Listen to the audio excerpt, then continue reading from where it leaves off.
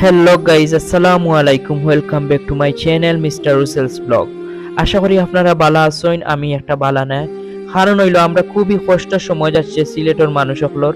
ওই যে একটা খরাল আমরা সিলেটিরা বলি, যেটা লাশ নিয়ে আসা হয়, ওটা হবিগঞ্জ থেকে আইছে। হবিগঞ্জ অনেক বেশি পানি, যার কারণে এক টুকরো মাটি নাই লাশটা দাফন করার জন্য, তাই সিলেটে নিয়ে আসছে ওরা।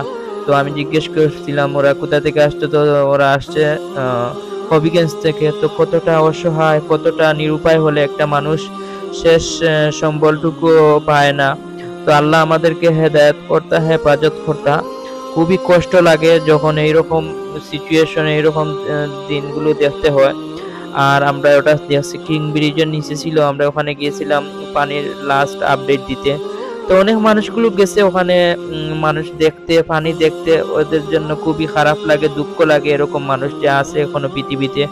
এখানে সময় টিভি নিউজ করতেছে এই বিষয় নিয়ে। তো ওখানে আমি দেখাইতেছি এই যে তীর চিহ্ন দিয়ে সময় টেলিভিশন লাইভ করতেছে পানির সর্বশেষ আপডেট দিতে। তো আসলে সব দিক দিয়ে সিলেটের বন্যার পরিস্থিতি ভয়াবহ আকার ধারণ করছে। যত সময় যাচ্ছে ততই ভয়াবহ রূপ ধারণ করতেছে। মানুষের বাড়ি ঘর বাড়ি কিছুই থাকতেছে না, রাস্তাটুকু, আশ্রয় কেন্দ্র, কোনো জায়গায় সমস্যা হচ্ছে কি, সবই জায়গায়। এরপরে আপনার গ্যাস নেই, পানি নেই,